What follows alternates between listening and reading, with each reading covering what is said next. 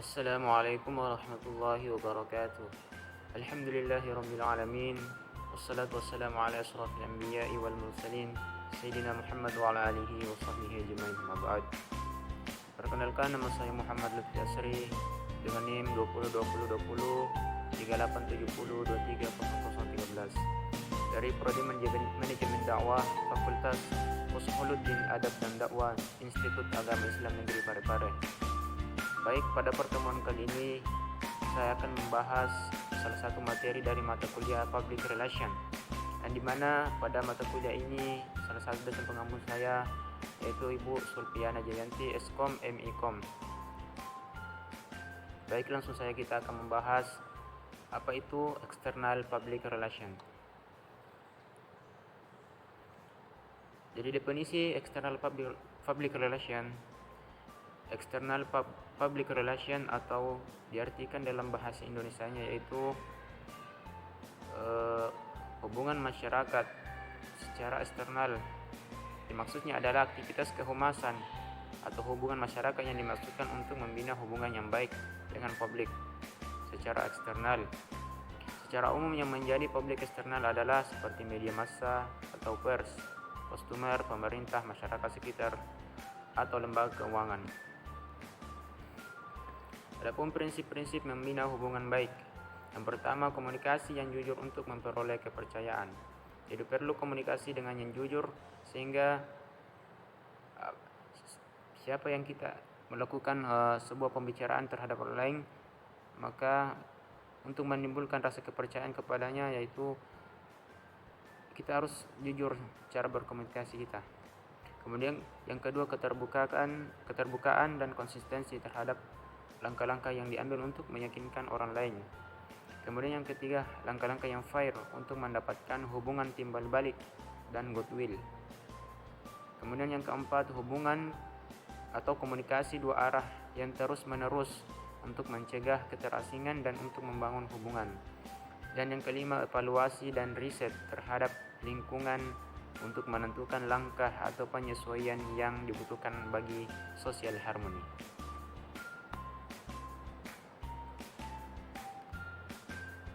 Kemudian media massa atau press relations.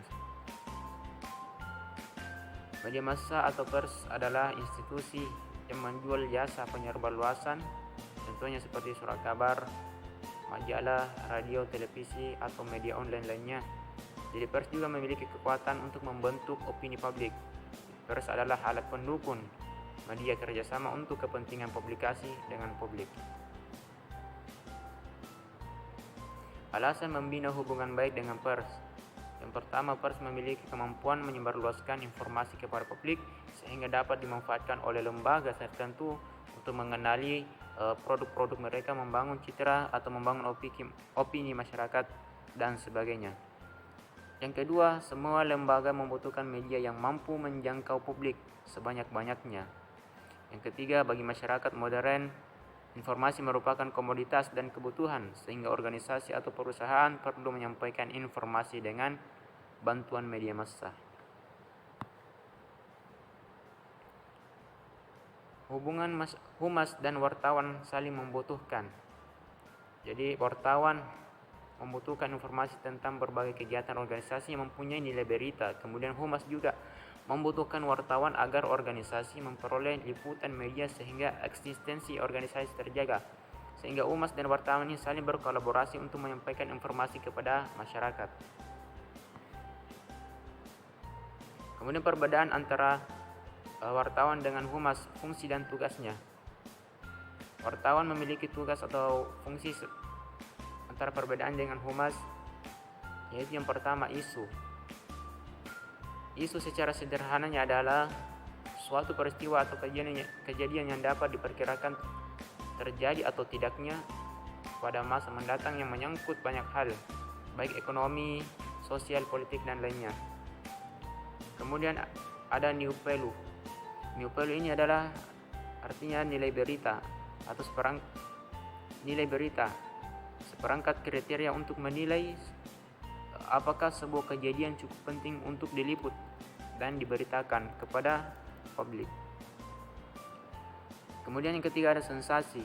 Sensasi adalah sesuatu yang menggemparkan sehingga terjadinya kehebohan. Kemudian ada berita segi negatif. Ya tentu kita sebagai masyarakat harus teliti untuk menghadapi berita-berita, menonton berita-berita, jangan sampai terjerumus dalam berita-berita yang hoax.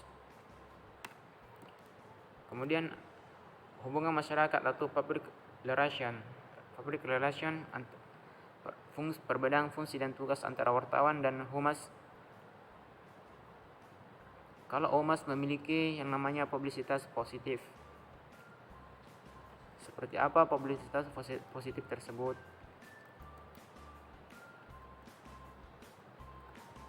Jadi publisitas ini adalah suatu upaya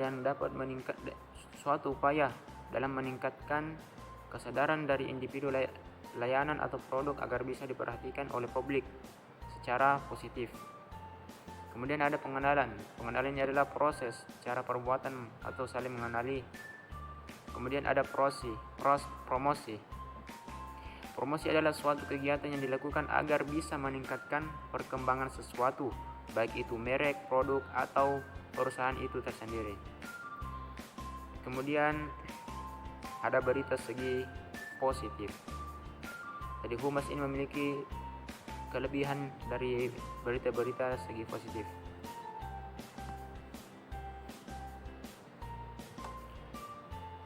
Kiat-kiat press relations.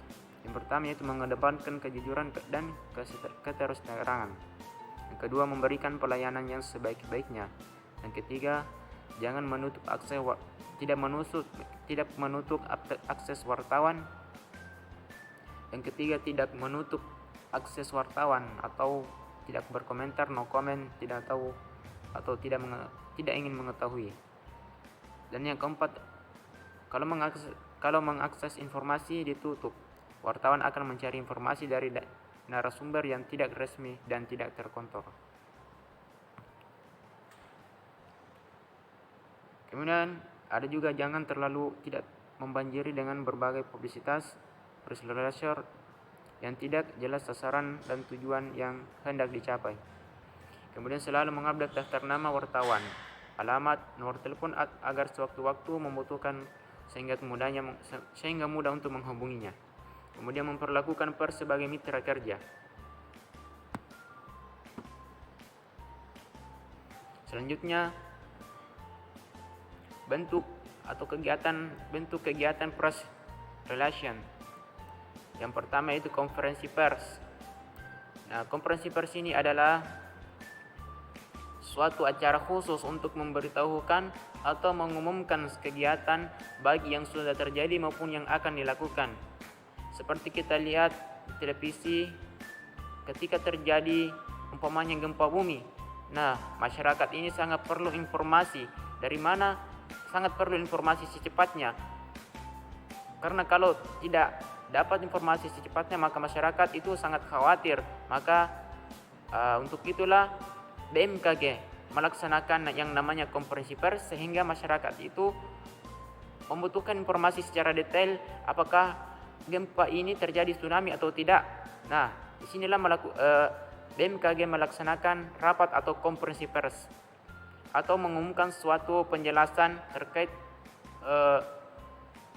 bencana yang dialami oleh masyarakat tersebut. Kemudian yang kedua yaitu press release.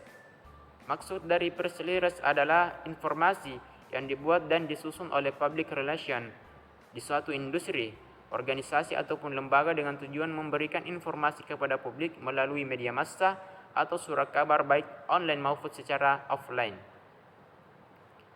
Dan yang ketiga, wawancara pers. Wawancara pers juga sering disebut dengan sebagai konferensi pers kecil yang mana bertujuan untuk memberikan informasi kepada para jurnalis tentang hasil dari sebuah kegiatan yang telah diadakan. Kemudian ada resepsi pers. Nah, resepsi pers ini adalah mengundang para insan pada media massa dalam sebuah resepsi atau acara khusus yang diselenggarakan untuk para pemburu berita. Kemudian ada press briefing. Jadi press briefing ini merupakan pertemuan yang diadakan mirip dengan suatu diskusi atau berdialog, saling memberikan masukan atau informasi cukup penting, saling memberikan masukan atau informasi yang sangat penting bagi kedua belah pihak. Dan yang terakhir ada wisata pers.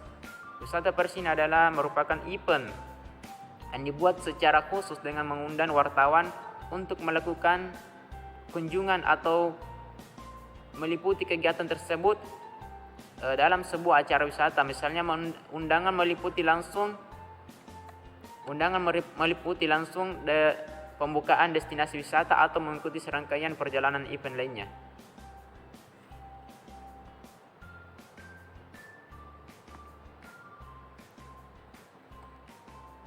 Kemudian sikap humas yang tidak disukai wartawan.